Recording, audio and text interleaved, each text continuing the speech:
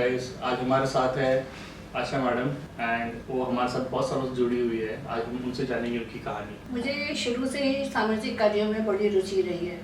तो मैं शुरू से ही पहले से ही कई संस्थाओं से जुड़ी हुई थी, जैसे कि स्काउट गाइड संस्था से जुड़ी थी, ग्रैंड से जुड़ी थी। उसमें हम लोगों ने बहुत सामाजिक कार्य किए। जब हमारी ये हीमोफीलिया सोसाइटी की स्थापना हुई तो मेरे हस्बैंड उसके मेंबर बने।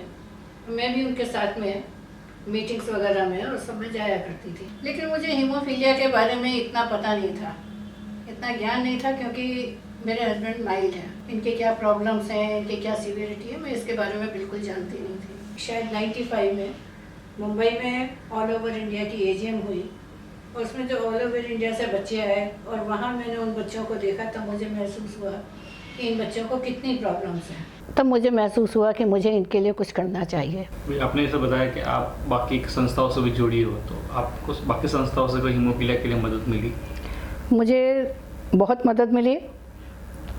जैसे स्काउट गाइड संस्था है तो वो हमारे सामाजिक कार्य काफ़ी करती है। तो हमारी एक स्कीम चलती है, बुक बैंक स्कीम, जिसमें हम कॉलेज गोइंग बच्चों को फ्री बुक्स देते हैं। तो मैंने अपने सोसाइटी के बच्चों को वहाँ पे इनवाइट करना शुरू किया कि भाई आप आइए और हमारे यहाँ से फ्री बुक्स लेके आइए, जिसका काफ़ी बच्चों ने लाभ उठाया। इसके अलावा फिर मैंने उनको मोटिवेट किया स्काउट गाइड संस्था को कि भाई आप हमारे हीमोफीलिक बच्चों के लिए कुछ प्रोग्राम भी कीजिए। तो उन्होंने एक दफ़े बच्चों के लिए हमारे ड्राइंग कंपटीशन रखा। एक दफ़े उन्होंने फुल डे शिवाजी पार्क पे, जहाँ स्काउट गाइड पेवेलियन है, उसके हॉल में फुल डे का प्रोग्राम रखा, जिसमें हमारे स्काउट गाइड के ही एक ENT डॉक्टर थे, उनको बुलाया गया और उन्होंने सारे बच्चों का ENT चेकअप किया और बहुत अच्छे से हमारे बच्चों की केयर ली। बहुत इंटरेस्ट के साथ उन्होंने हमारा ये प्रोग्राम किया। बहुत हम शुरू से चाहते थे कि इनकी फैमिली का थोड़ा रिहेबिलिटेशन हो। तो हमारे अग्रैंड में एक मेंबर थे जिनका लेडीज सूट बनाने का मैन्युफैक्चरिंग था। तो हमने उनसे कहा कि भाई आप हमारी क्या मदद कर सकते हैं। तो उन्होंने कहा देखिए, मेरे पास जो सरप्लस माल होता है मैं उनको कॉस्ट टू कॉस्ट सेल करने के लिए दे सकता हूँ और मैं उनसे एडवांस कुछ नहीं लूँगा। जब उनका सेल हो जाए तो वो मेरे को पैसा दें। तो इस तरह से मुझे उस संस्था से भी मदद मिली। अब हमारी मुंबई चैप्टर की कैंप डायरेक्टर रह चुकी है, आपने बहुत सारे कैंप्स भी किए हुए हैं। तो मैं जानना चाहता हूँ कि कैंप के इम्पोर्टेंस क्या है हीमोफीलिया के लाइफ में? पहले आज से 20-25 साल पहले इतने फैक्टर की अवेलेबिलिटी नहीं थी, अवेयरनेस भी बहुत कम थी और अवेलेबिलिटी ना होने की वजह से डॉक्टर्स भी ज़्यादातर ये कहते थे कि इन बच्चों को आप बहुत प्रोटेक्ट करके रखो। तो पेरेंट्स भी उनको इतना प्रोटेक्ट करके रखते थे कि उनको बाहर खेलने ही नहीं देते थे, जिसकी वजह से बच्चों में बड़ा फ्रस्ट्रेशन हो रहा था। अब कहीं से शुरुआत करनी थी। हमने पहले एक वनडे पिकनिक मुंबई में रखी नेशनल पार्क में। बहुत प्रयत्न करके पेरेंट्स के साथ में बच्चों को हमने वहाँ बुलाया, आए और उन्होंने बहुत एंजॉय किया। उनसे हमने ये भी प्रॉमिस किया कि भाई किसी बच्चे को अगर ब्लीडिंग हो गई तो हम फैक्टर आपको फ्री में देंगे। उसके बाद में हमने सोचा कि इन बच्चों को हम कहीं मुंबई से बाहर लेके चलते हैं। तो हम लोगों ने आनंदी में 3 दिन का उनके लिए आउटिंग रखी पेरेंट्स के साथ में। पर ये सारे हमारे जो कैंप थे ये फैमिली के साथ में थे। उसके बाद में हमें ये महसूस हुआ कि ये बच्चों का अपना विकास नहीं हो रहा है। तो फिर हमने विचार किया कि इनके लिए एक कैंप रखा जाए जिसमें केवल बच्चों को बुलाया जाए, पेरेंट्स को इन्वॉल्व ना किया जाए। तो बड़ी मुश्किल आई, पेरेंट्स भेजने को तैयार नहीं थे कि भाई हमारे बच्चे हम अकेले तो नहीं भेजेंगे। बहुत मुश्किल से उनको मनाया कि भाई हमारे बहुत सारे वॉलंटियर्स आ रहे हैं। तो कैंप की इम्पोर्टेंस हमारे लिए यही थी कि बच्चों में कॉन्फिडेंस क्रिएट हो, इंडिपेंडेंट रहना सीखें और साथ में पेरेंट्स में भी ये कॉन्फिडेंस आए कि मेरा बच्चा कहीं भी अकेला जा सकता है। फिर फर्स्ट कैंप कहाँ पे हमने रखा? तो फर्स्ट कैंप हमने देवलाली में रखा और वहाँ पे हमने पेरेंट्स को अलाउ नहीं किया कि पेरेंट्स वहाँ पे नहीं आएंगे। ये हमारा फर्स्ट नेशनल कैंप था जिसमें ऑल ओवर इंडिया से हमने हर चैप्टर से 2 या 3 बच्चों को बुलाया था। तो उस समय हमारा टारगेट था कि हम 60 से 70 बच्चों को लेके जाएं और कम से कम हमारे इतने बच्चों को संभालने के लिए 15 तो वॉलंटियर्स होने चाहिए। तो हमारे जो कमेटी मेंबर्स थे, जो दूसरे टीम मेंबर्स थे, तो उन्होंने बड़े उत्साह से इसको लिया कि हाँ हम कैंप करेंगे और बच्चों को संभालेंगे। और उसमें हमने बच्चों के लिए गेम्स भी रखे जिससे कि वो एंजॉय भी कर सकें। उनके लिए फिजियोथेरेपी के लिए डॉक्टर भी बुलाए, फिजियोथेरेपी की भी सेशन कराए, उनको सेल्फ इन्फ्यूज़न सिखाते थे और सबसे बड़ी बात यह है कि उनको साथ में रहना हमने सिखाया कि भाई आप कि उनके हमने ग्रुप बनाए और उनसे कहा कि आपको ग्रुप में रहना है और ग्रुप में एक्टिविटी करनी है, आपको सबको साथ में करना है, मिल के करना है, अलग अलग नहीं करना। तो हमारा मेन पर्पज़ ये था कि बच्चों का पर्सनैलिटी डेवलप हो, उनमें इंडिपेंडेंसी की भावना है और पेरेंट्स भी ये समझ सकें कि हमारा बच्चा इंडिपेंडेंटली भी कुछ कर सकता है। आप इतने कैंप्स करते हो, तो इन कैंप्स के लिए हम बच्चों का चुनाव कैसे करते हैं? बच्चों का चुनाव हम करते हैं कि 12 साल से 25 साल तक के बच्चे हों।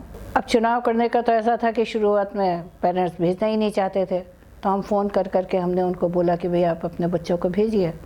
अधिकतर हमारे नेशनल कैंप हुए हैं, तो दूसरे चैप्टर से भी 2-2, 3-3 बच्चे आते थे, तो वहाँ से वो लोग अपने बच्चों को चुन के भेजते थे। बाकी कोई ऐसा भेदभाव नहीं था कि इस बच्चे को ले जाना है, इसको नहीं ले जाना है।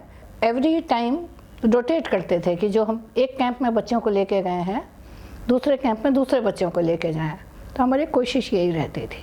और आप वो बच्चे जो जिनके पास टेलीफोन नहीं थे उस टाइम पे, उन तक कैसे पहुँचते थे? मोस्टली फ़ोन तो सबके पास थे। जिनके पास घर पे नहीं थे तो उन जहाँ वो वर्क करते थे वहाँ फ़ोन होते थे, क्योंकि दूसरा तो कोई तरीका नहीं था। तो अभी ये जो हम कैंप्स कर रहे थे, तो इसका हम लोग फंड्स कहाँ से लेके आते थे ये कैंप चलाने के? हाँ, ये बड़ा अच्छा सवाल है। फंड्स की तो बड़ी दिक्कत होती थी। ऐसा कहते हैं ना कि जहाँ चाहा वहाँ रहा। एक तरह से फर्स्ट कैंप हम लोगों ने देवलाली में नेशनल लेवल पे किया था। देवलाली में हमारे एक फ्रेंड रहते हैं, डॉक्टर हैं, तो उनसे कभी चर्चा हुई तो वहाँ शुगर मिल वालों ने अपने बंगले बनाए हुए हैं, एक पूरी कॉलोनी जैसी है। आप उनको अप्रोच करिए और वो आपको वो रूम फ्री में दिला देंगे। हमें यही बहुत बड़ी चीज़ लगी कि भाई चलो रूम फ्री में मिल जाएंगे, तो उन्होंने बहुत नॉमिनल चार्ज, कुछ साफ़ सफाई के लिए 500 रुपया कुछ लेके वो हमको रूम अवेलेबल करा दिए। उसके बाद में प्रॉब्लम थी कि भाई उनको ट्रांसपोर्टेशन की, तो ट्रांसपोर्टेशन के लिए फिर हमने सोसाइटी से रिक्वेस्ट किया कि भाई इसका खर्चा सोसाइटी की तरफ से सैंक्शन कर दीजिए। फिर वहाँ पे खाने पीने का भी चाहिए था, तो जिन्होंने हमको रूम दिलवाए थे मिस्टर छेड़ा, तो उन्होंने ही एक हमको स्पॉन्सर ढूंढ के दिया कि भाई जो आपके खाने पीने, बच्चों का सबका खाने पीने का खर्चा उठाएगा। तो इस तरह से लोग मिलते ही चले गए, कारवां बनता गया। तो अभी पहले ऐसे हम फंड, अभी कुछ नया तरीका हम यूज़ करते फंड्स के लिए, या मतलब अधिकतर तो हम लोग कोशिश यही करते हैं कि हमें कोई स्पॉन्सरशिप मिल जाए, हमारे एसोसिएशन के ऊपर इसका भार ना पड़े। अब जैसे एक दफ़े औरंगाबाद के कैंप में लकी जो हमारी एक डोनर हैं, एक डॉक्टर एलिसन है वो, तो उन्होंने हमको फंड दिया। इस तरह से मतलब कुछ हमें डोनर मिल जाते थे और थोड़ा सा तो हमें सोसाइटी की हेल्प लेनी पड़ती है। कोशिश हमारी रहती है कि हमें स्पॉन्सर मिल जाए। अभी ये जो कैंप है, हम इसके लिए मेहनत तो बहुत करनी पड़ती, तो पहले हम लोग क्या मेहनत करते थे कैंप के लिए, कैसे प्रिपेयर करते थे कैंप के लिए? ऐसा है कि हम लोग एक टीम बनाते थे, टीम में सबको अपना अपना काम डिस्ट्रीब्यूट करते थे। हमारी कोशिश ये रहती थी कि बच्चे वहाँ सेल्फ डिपेंडेंट बने, उनमें कॉन्फिडेंस आए। तो हम चाहते थे कि वो सुबह 6 बजे से उनकी एक्टिविटी शुरू करें और रात के 9 या 10 बजे तक उनकी एक्टिविटी हम लोग चालू रखना चाहते थे। कैंप्स करते हैं, बच्चों को एक्टिविटी कराते 6 से 10 तक, तो क्या एक्टिविटी एक्चुअली हम कराते हैं बच्चों को? हम लोग उनको सुबह 6 बजे योगा के लिए बुलाते थे, तो करीबन 1 घंटा उसमें चला जाता है। अब उसमें ऐसा होता है कि बच्चे जल्दी से आते भी नहीं थे, सुबह जल्दी उठते नहीं हैं, तो जो हमारा 1 घंटे का प्रोग्राम समझो 1.5 घंटा भी खिंच जाता था। बच्चों को बड़ी मुश्किल से पकड़ पकड़ के लाया जाता था कि चलो भाई योगा करना है, क्योंकि वहाँ अकेले बच्चे होते थे, रात को मस्ती करते थे, अब कोई रोक तो सकता नहीं है। उसके बाद में उनको फ्रेश होने के लिए, नाश्ता करने के लिए टाइम दिया जाता था, थोड़ा सा उनको रिलैक्स करने के लिए। उसके बाद में 1 बजे लंच टाइम तक हम या तो फिजियोथेरेपी सेशन रखते थे या सेल्फ इन्फ्यूजन रखते थे। उसके बाद लंच के बाद में उनको वापस 1-1.5 घंटा ब्रेक देते थे।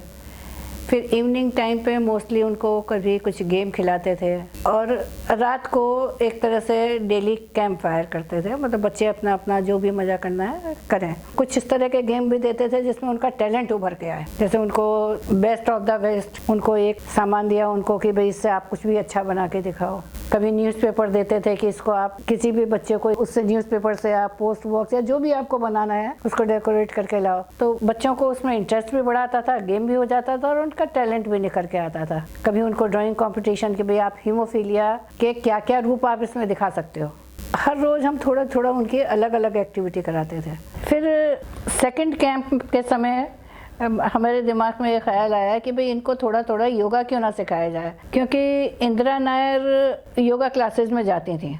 तो उन्होंने एक विचार किया कि भाई हम इन बच्चों को भी थोड़ा थोड़ा योगा कराएं और साथ में उनको हीमोफीलिया के बारे में जाने, सेल्फ इन्फ्यूज़न के बारे में जाने। तो हमारी कोशिश यही रहती थी। इतने जो कैंप्स किए हैं उसमें आप सबसे यादगार कैंप कौन से लिए? अब मेरे लिए तो हर कैंप यादगार था, क्योंकि हर कैंप में हम कुछ ना कुछ नया सीखते रहे। पहले कैंप की कमियों को दूर करने के लिए हर नए कैंप में हमने कुछ ना कुछ किया। और लेकिन अगर सबसे ज़्यादा यादगार आप कैंप बोलेंगे तो मैं पनाला का कहूँगी। कोल्हापुर के पास जगह है पनाला। अब उसमें आप पूछेंगे कि नया क्या था, तो उसमें नया ये था कि उसमें हमने दूसरे चैप्टर से की पर्सन्स को इनवाइट किया कि आप आइए और यहाँ से अगर वो मोटिवेट होके अपने अपने चैप्टर में भी कैंप ऑर्गेनाइज करें तो मुंबई चैप्टर अपने ज़्यादा बच्चों के लिए एक अलग से कैंप कर सकता है। और उन जगह भी सब जगह कैंप शुरू हो जाएंगे तो वहाँ के भी बच्चों को ज़्यादा बच्चे उससे लाभ उठा सकेंगे।